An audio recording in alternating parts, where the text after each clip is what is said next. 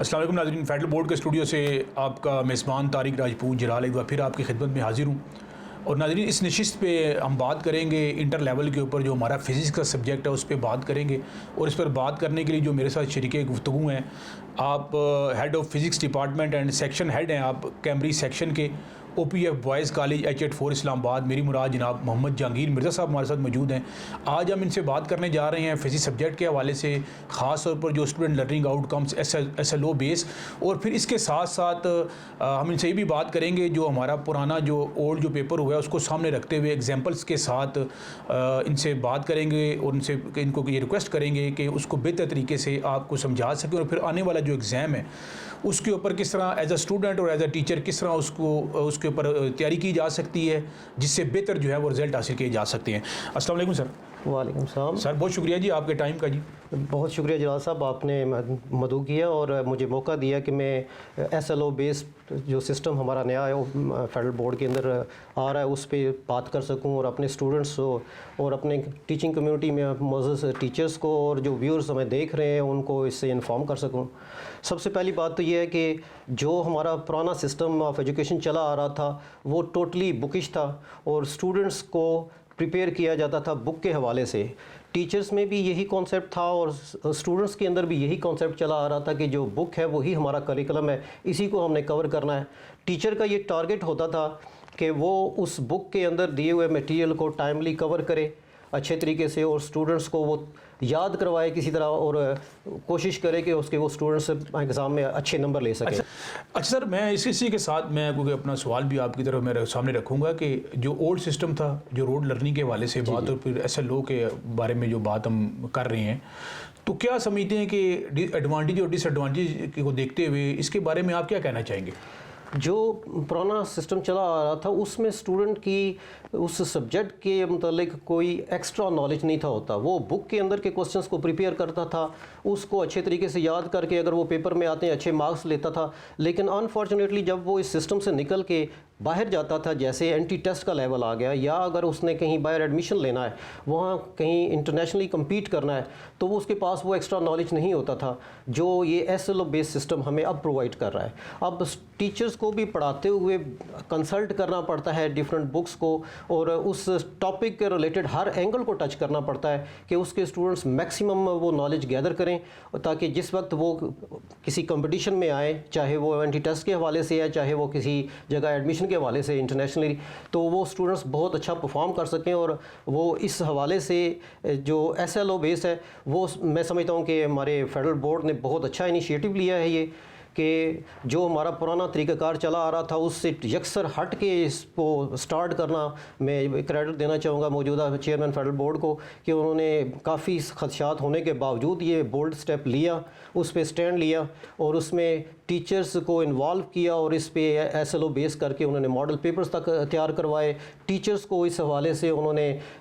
एतमाद में लिया कि ये कोई ऐसी चीज़ नहीं है कि जो अनहोनी है, बल्कि ये तो 2006 का वो करिकुलम था जिसको कभी टच ही नहीं किया गया, ना कभी उसने उसके ऊपर कोई गौर किया कि ये चीज़ें थी क्या और ये इम्प्लीमेंट कैसे होने चली हैं। अब सिंपली ये है कि हम उस करिकुलम को प्रैक्टिकली इम्प्लीमेंट कर रहे हैं, और उस इम्प्लीमेंटेशन से स्टूडेंट को एडवांटेज ये होगा कि वो एक्स्ट्रा नॉलेज किसी भी स्पेसिफिक सब्जेक्ट का या किसी भी स्पेसिफिक टॉपिक का वो इतना ज़्यादा गैदर कर लेगा कि जिस वक्त वो बाहर कम्पीट करने जाएगा तो उसको वो प्रॉब्लम नहीं होगी जो पुराने ट्रेडिशनल तरीके से उसको हुआ करती थी। हमारा टारगेट तो ये है कि हमारा स्टूडेंट बहुत बेहतर से बेहतरीन की तरफ आए, उसका नॉलेज बढ़े, और वो इसी सूरत में मुमकिन है कि आप SLO बेस की तरफ आएँ। और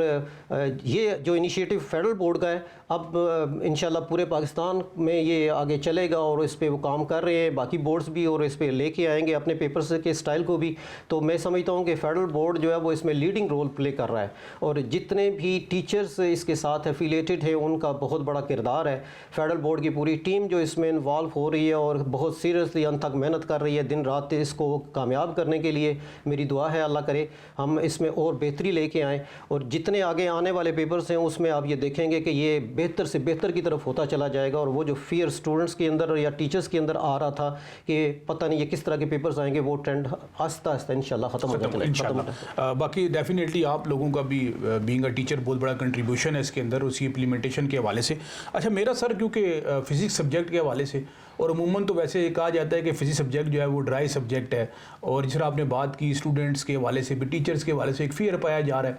तो मैं क्योंकि चाहूँगा, क्योंकि आपकी इसके अंदर आप you are expert in the physics subject और आपकी एक्सपर्टीज़ है, आपका एक्सपीरियंस है इसके अंदर, मैं ये चाहूँगा कि जो लास्ट जो हमारा पेपर था उसको सामने रखते हुए एग्जांपल्स के साथ आप अगर उसको क्या मतलब उसमें क्या चीज़ बताना चाहेंगे जिससे हमारे ना सिर्फ स्टूडेंट मुस्तफ़ीद हों बल्कि टीचर्स भी मुस्तफ़ीद हों। जी जनाब साहब, इसमें हम ऐसा है कि मैं फ़र्स्ट ईयर का पेपर मेरे पास जो पिछले हुआ है रिसेंटली, वो मेरे सामने पड़ा हुआ है। उसमें एक शॉर्ट क्वेश्चन है, क्वेश्चन नंबर 5, उसकी मैं वर्डिंग पढ़ता हूँ। Horizontal range of projectile is 4 times of its maximum height, what is angle of its projection. अब ये क्वेश्चन उस बहुत इंपॉर्टेंट टॉपिक से लिया गया, प्रोजेक्टाइल मोशन, जो बोर्ड पॉइंट ऑफ व्यू से काफ़ी दफ़ा पेपर्स में आ चुका है। वो हर बोर्ड के अंदर इंपॉर्टेंट टॉपिक माना जाता है। उसके चार केसेस बन जाते हैं, स्पेशल केसेस की शक्ल में डिस्कस होते हैं, और ये हॉरिजॉन्टल रेंज उसके केसेस में से ही एक केस है जो टीचर्स जनरली पहले पढ़ाया करते थे, पहले सिलेबस के हिसाब से, पहले बुक के हिसाब से। वो ये होता था कि जो आप किसी जगह से किसी चीज़ को थ्रो करते हैं, वो उसकी इनिशियल स्पीड इन्वॉल्व हो रही है, उसका कोई एंगल इन्वॉल्व हो रहा है, और वो ऑब्जेक्ट ज़मीन पे किसी दूर डिस्टेंस पे जाके गिरता था, और ज़मीन पे जितना वो फासला कवर कर रहा है गिरते हुए, उसी को हम कह रहे होते थे कि ये इसकी हॉरिजॉन्टल रेंज है। अब वो जो पढ़ाया जाता था उसमें एक हिंट दिया जाता था जी रेंज मैक्सिमम कब होगी। तकरीबन हर टीचर उस एंगल को टच करता है, हर बुक के अंदर उसकी इन्फॉर्मेशन मौजूद है कि जब भी आप किसी ऑब्जेक्ट को 45 डिग्री एंगल से थ्रो करते हैं तो फिर वो सबसे दूर जाके गिरता है, उसकी रेंज सबसे मैक्सिमम होती है। अब यही क्वेश्चन जो यहाँ पे पूछा गया है, ये उसकी एक एक्सटेंडेड शेप बन गई है कि रेंज अगर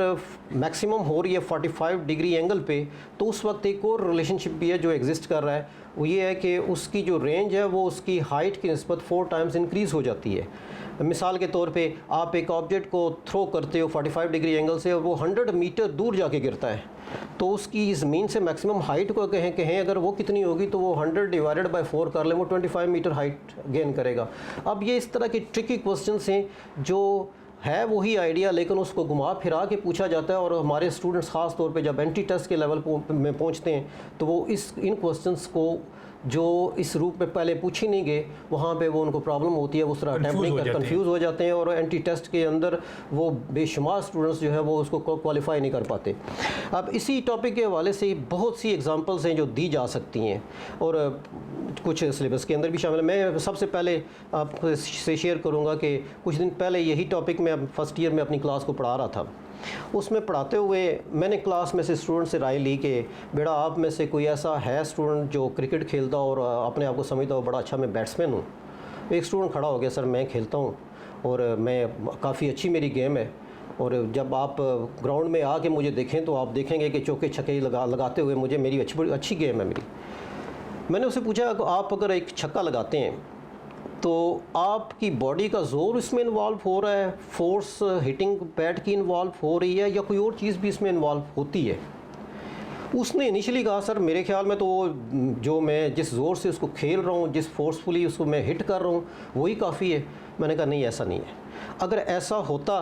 तो आपने कई शॉट्स हमारे खुसूसन एक बहुत अच्छे प्लेयर शाहिद अफरीदी की देखी होंगी कि बाज़ औक़ात वो हिट करता था और कैमरा उसको जूम करके दिखा रहा होता था जैसे ही ये छक्का होने लगा है, ये गेंद जो है बाउंड्री लाइन से बाहर गिरेगी, लेकिन जब वो कैमरा पीछे किया जाता था तो पता चलता था वो तो ग्राउंड के अंदर ही विकेट की दूसरी साइड पे किसी ने कैच कर लिया, और वो हमें जो दिखाई देता था वो हाइट बहुत गेन कर गया लेकिन वो दूर नहीं गया। इसका मतलब यह है कि शायद अफरीदी की हिटिंग के अंदर उसकी बॉडी की पावर और स्ट्राइक करना वो अपनी जगह था, लेकिन एक और चीज़ मिस हो रही है, वो उसका एंगल था। अगर ये एंगल 45 डिग्री एंगल के साथ खेली जाती चीज़ जो इस शॉर्ट क्वेश्चन के अंदर प्रेडिक्ट की जा रही है वो सबसे ज़्यादा दूर गिरती, वही उसकी मैक्सिमम रेंज होती जिसको हम सिलेबस के अंदर भी पढ़ते हैं। तो मैंने उस बच्चे से कहा कि अगर आप अपने खेल के अंदर ये प्रैक्टिस ले आएँ कि ऑलमोस्ट आपके हिटिंग एंगल जो है वो 45 डिग्री हो, तो फिर आप देखें कि आपका वो लगाया वो छक्का कहाँ जाके गिरता है। और रेयरली ऐसे हम शॉट्स बाज़ मैचेस में देखते भी हैं कि किसी ने शॉट खेली और वो स्टेडियम से बाहर जाके बहुत दूर जाके गिरी है बॉल, तो वो समझ जाएंगे वो एंगल इसमें इन्वॉल्व हो रहा है, वो हिट शायद 45 डिग्री एंगल के साथ ही हुई है, तो तब ऐसा पॉसिबल हुआ है, सिर्फ उसमें फोर्स या इनिशियल स्पीड इन्वॉल्व नहीं है। ये एक मिसाल थी। फिर एक मैंने स्टूडेंट को पूछा क्लास में ही कि आप में से कोई फ़ुटबॉल खेलता है? लकीली एक फुटबॉलर भी था। उससे मैंने क्वेश्चन किया कि आप फुटबॉल खेलते हुए पास देते हो, कभी आपने ये अपने मैच के दौरान या इंटरनेशनल मैचेस के दौरान कभी आपने ऑब्जर्व किया कि किसी प्लेयर ने एक डी से किक किया हो और वो बॉल दूसरे अपोनेंट प्लेयर की डी में जाके गिरी हो? कभी हुआ ऐसा? कहते सर होता है, कभी कभार ऐसा होता है। उससे भी मैंने यही क्वेश्चन किया, मैंने कहा क्या समझते हो कि उसमें उस फुटबॉलर की फोर्स शामिल है? वो किक जिस फोर्स से कर रहा है वो इन्वॉल्व हो रही है या इसमें भी कोई और रोल है? कहता है सर इसमें जिस तरह आपने एंगल का जिक्र किया तो डेफिनेटली एंगल के पॉइंट ऑफ व्यू से इसमें भी कोई ना कोई चीज़ ऐसी इन्वॉल्व होनी चाहिए। उससे भी मैंने ये सजेस्ट किया कि यहाँ पे भी ऐसा ही है, बॉल जिधर से किक हुआ वो उसका पॉइंट ऑफ लॉन्चिंग बन गया और बॉल जिधर जाके गिरा है वो उसका पॉइंट ऑफ लैंडिंग बन गया है। पॉइंट ऑफ लॉन्चिंग से लेकर पॉइंट ऑफ लैंडिंग तक का जो ये डिस्टेंस है यही हॉरिजॉन्टल रेंज है और ये उस वक्त मैक्सिमम हो जाएगा जब आप इसको 45 डिग्री के एंगल के साथ किक करते हो। और ये बात ऐसे तो आ नहीं सकती, ज़ाहिर है इसके लिए आपको प्रैक्टिस करनी पड़ती है, उस प्रैक्टिस के साथ इस काबिल आप होते हो कि इस तरह की गेम खेल सको। फिर ऐसे ही मैंने फिर डिस्कशन शुरू की, स्टूडेंट्स इन्वॉल्व होना शुरू हो गए और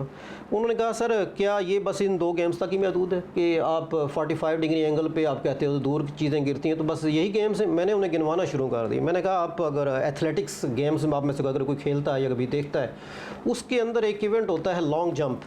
जिसमें एक प्लेयर दूर से दौड़ता हुआ आता है और एक लाइन के ऊपर से अपनी बॉडी को लिफ्ट करता है और फिर वो आगे गिरता है, कहीं आगे रेत या कच्ची मिट्टी गिराई गई है और उसका वो फासला नापा जाता है और कहा जाता है जी इसका लंब इतने, इसका जंप जो है वो इतने मीटर के साथ आ रहा है। मैंने कहा जब आप अपनी बॉडी को लिफ्ट करते हुए 45 डिग्री एंगल से लिफ्ट करोगे तो आपकी दौड़ के आने वाली इनिशियल स्पीड अपनी जगह, लेकिन वो लिफ्टिंग एंगल अगर 45 के करीब हो गया तो आपका जंप बाकी सबसे दूर जाके बनेगा और वो सबसे ज़्यादा स्पेन उसका होगा, रेंज उसकी मैक्सिमम हो जाएगी। फिर मैंने स्टूडेंट से पूछा कि आप पिछले कुछ अरसे में कॉमनवेल्थ गेम्स हुई हैं, उसमें हमारे एक प्लेयर का बड़ा नाम आता रहा है कि उसने जेवलिन थ्रो, अरशद नदीम शायद उसका नाम था, उसने जेवलिन थ्रो में कॉमनवेल्थ गेम्स के अंदर उसने मेडल जीता है। तो स्टूडेंट ने कहा जी बिल्कुल ऐसा है सर।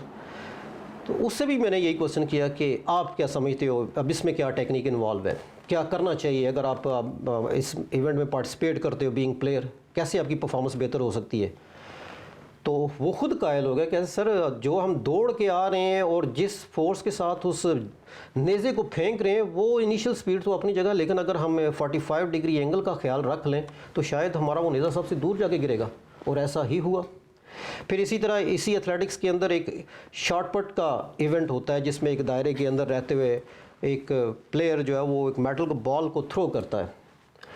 और वो अगर थ्रोइंग के दौरान अपनी बॉडी से उस एंगल को ऑलमोस्ट 45 डिग्री के एंगल पे रखे तो उसकी बॉडी का जो जोर है, जो थ्रोइंग स्पीड मिलेगी वो अपनी जगह है, लेकिन वो सबसे दूर जाके गिरेगा और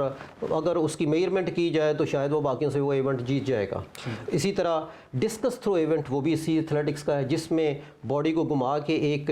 प्लेट की शेप है जिसको डिस्कस की शेप कहा जाता है कि वो उसको थ्रो करता है और थ्रोइंग अगर उसकी 45 डिग्री एंगल के साथ हो रही है और इनिशियल स्पीड भी मिली है तो फिर वो सबसे ज़्यादा दूर थ्रो जाएगी। सर मैं यहाँ पर ये पूछना चाहूँगा कि सारी जो एग्जांपल्स आपने दी हैं जी सर, अब यहाँ पर जो स्टूडेंट की अगर ऐसे लो को हम बेस बना रहे हैं तो इसमें वो कहाँ पे वेरी करती है, किस जगह के ऊपर वो वेरी करती है? यहाँ भी है कि वो जो बुकिश था ना कि 45 डिग्री एंगल के लिए रेंज इज़ मैक्सिमम,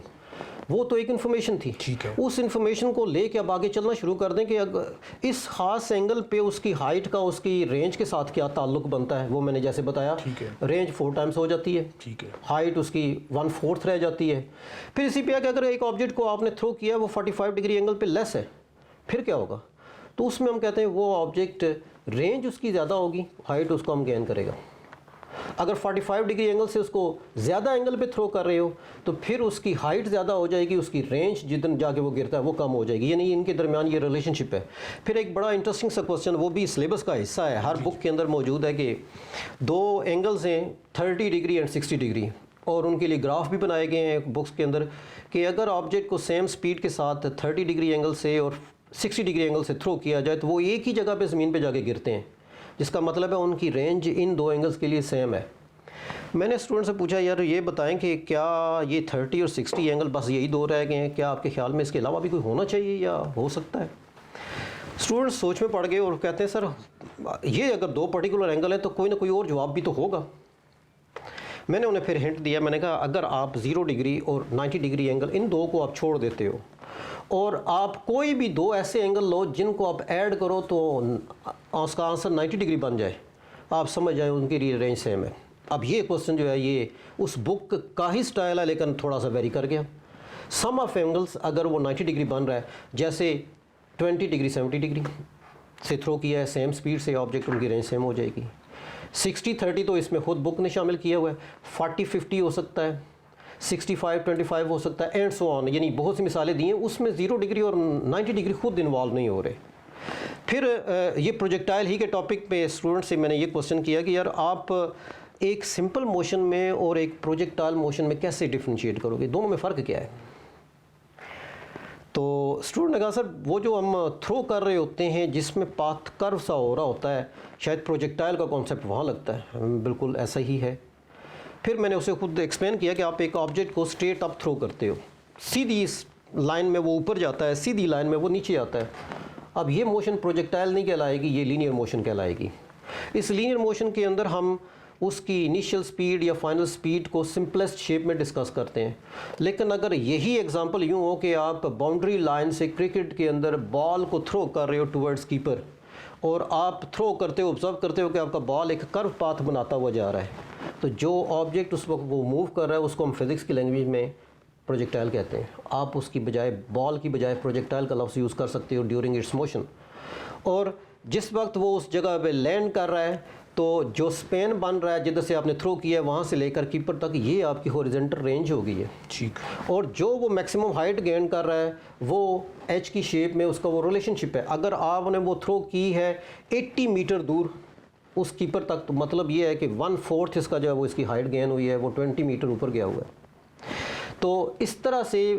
एग्जांपल्स के साथ रिलेट करके उनको मैंने एक्सप्लेन किया। फिर दूसरी चीज़ ये भी है कि वो वेलोसिटीज़ जो हम डिस्कस करते हैं प्रोजेक्टाइल मोशन के अंदर, ये 2 डायमेंशनल मोशन है, एक्स वाई प्लेन के अंदर डिस्कस होती है। इसके अंदर एक्स कंपोनेंट और वाई कंपोनेंट वेलोसिटीज़ का, एक्सेलरेशंस का हर जगह पे डिस्कस करना पड़ता है, जबकि सिंपल लीनियर मोशन के अंदर ये नहीं है। तो ये वो बुनियादी फ़र्क हैं जो हम बुक से उठा के उनको एक्स्ट्रा नॉलेज की शक्ल में स्टूडेंट्स को अगर कन्वे करें तो वो ज़्यादा इफेक्टिवली इसको समझ भी सकते हैं, उनकी अपनी पार्टिसिपेशन भी बहुत अच्छी होगी और अंडरस्टैंडिंग बहुत अच्छी हो जाएगी। प्रैक्टिकल लाइफ के अंदर जो है चीज़ें इनके साथ यही चीज़ें प्रैक्टिकल लाइफ में चाहिए कि वो बुकिश चीज़ नहीं चाहिए, बल्कि उस कॉन्सेप्ट को एक नए आइडिया की शक्ल में जब दिया जाता है तो स्टूडेंट को इस काबिल होना चाहिए कि वो कर सके। अच्छा सर, मेरा जो अगला सवाल है वो इसी के साथ मिलता जुलता है। मैं ये पूछना चाह रहा हूँ कि टीचर्स और स्टूडेंट्स जी कैसे अपने आप को इस सिस्टम के लिए ना किस तरह तैयार करें, इजी वे के अंदर कैसे तैयार करें? इस क्वेश्चन को अगर मैं 2 हिस्सों में स्प्लिट करूं कि पहले अगर टीचर्स के हवाले से बात की जाए तो ज़ाहिर है ये सिस्टम डेवलप जो हुआ है ये डिमांड करता है कि उनको अपने लेसन को प्रॉपरली प्लान करना पड़ेगा। क्लास के अंदर उसको किसी एग्जाम्पल के थ्रू डिमॉन्स्ट्रेट करना पड़ेगा और उस डिमॉन्स्ट्रेशन के थ्रू उस कॉन्सेप्ट को क्लियर करना पड़ेगा, जो मेरे ख्याल में बहुत इफेक्टिव हो जाता है। बहुत सी मिसालें इसमें दी जा सकती हैं। हमारे बहुत से ऐसे टॉपिक्स हैं जो हमारे इंस्ट्रूमेंट रिलेटेड होते हैं, हम उनको बुक के हिसाब से जितना चाहे मर्ज़ी समझाने की कोशिश करें वो नहीं क्लियर हो पाते जब तक कि उनको उस प्रैक्टिकल का साथ टच न दिया जाए। मसलन आप फर्स्ट ईयर के हवाले से अगर बात करते हैं तो उसमें पेंडुलम का एक इनिशियल एक्सपेरिमेंट इन्वॉल्व हो जाता है कि उसकी वाइब्रेशन के साथ टाइम पीरियड का रिलेशनशिप, उसकी लेंथ का रिलेशनशिप, उसके एम्पलीट्यूड का रिलेशनशिप, ये आपने बात करनी है अगर समझानी है। तो स्टूडेंट उसको लफ्ज़ों की शक्ल में इतना जल्दी पिक नहीं करेगा। मैं ये करता हूँ कि क्लास को या तो उठा के लैब में ले गया, या लैब अवेलेबल नहीं है तो ऑपरेटर्स मंगवा के क्लास के अंदर ले आया और अपने स्टूडेंट्स को दिखाया ये जो हम टॉपिक पढ़ने लगे हैं इसके अंदर ये चीज़ें रिलेट होती हैं, आप देखें। मैं आप डिमॉन्स्ट्रेट करता हूँ और इसको कंक्लूड करूँगा कि जो आपका बुक कह रही है कि इस तरह होगा, वो देखना क्या इस तरह ही ये एंड होगा। तो ये मैं अपने तरीक़ाकार बता रहा हूँ बीइंग अ टीचर। तो मेरा ख्याल है टीचर जितनी भी हमारी कम्युनिटी है उनमें से बहुत से यही कोशिश करते हैं और इस तरह जो ऑडियो विजुअल एड्स का सहारा लेना चाहिए उसके साथ, तो उनको अपनी टीचिंग टेक्निक्स को मॉडिफाई करना पड़ेगा, नए स्टाइल पे आना पड़ेगा।